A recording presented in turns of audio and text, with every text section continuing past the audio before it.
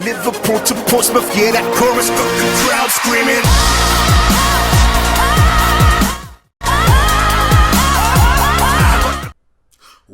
What's going on, people? Fame Entertainment here from the Inner Circle. If you missed my last video, please go back and check it out. Don't forget to like, share, and subscribe. And as always, go in the comment section down below. Positive and negative feedback is always welcome, so please let your voice be heard. Now, before I start, I want to apologize for the glossy eyes. I don't know what's going on that's in the airs in this room, but something just has me shot to S. So, my apologies. But today I want to touch on something that I actually touched on a long time ago because it's something that I believe is absolutely annoying. And it's a battle cry of media bias. Every week it seems to be a different YouTuber going on and saying media bias, media bias, media bias. And it's normally pertaining to people believing that the media wants to see Microsoft fail. Now, do not get me wrong. There are a few fucktards who make stupid articles, clickbait articles that are absolutely ridiculous, that the people who are showing their bias. Yes, people have biases. You know, the one YouTube to the next has their bias. So that writer, that journalist, yes, the journalist can have their bias, but it does not mean that the entire company as a whole is biased and is against Microsoft. Now, don't get it twisted, guys. As much as I enjoy playing my PS4,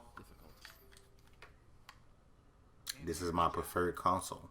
So before anybody jumps on, because you know it's weird. One day I was called a pony and an Xbox in the same day. Absolutely ridiculous, but you know, people. But yeah, it's time to stop this notion that the media has it out for Microsoft and Xbox. Because we all know last generation that, you know, the 360 was the darling of last generation. Yes, the Wii may have sold the most, but you know, Xbox was the darling, and the media really, you know, now I don't want to say hounded the PS3, but they talked about more Xbox and talked about it in a positive light. You know, saying that the entire media is biased is like saying a shoe magazine, a shoe website is biased against Reebok because all they talk about are Nikes. All they talk about is Jordan. You know, they're biased against Reebok. All they're talking about is Jordan. Well, you have to understand what's more popular, what can get the most views, will be talked about the most. That's just how anything is in life. If you have a business, you know, and your business to talk about product A, B, and C, you know, whichever one is doing the best, whichever one you think people want to hear the most about, that's the one you're going to talk about. There is no bias. Yes, there are certain people from certain publications who are absolute idiots and show their bias and make clickbait articles.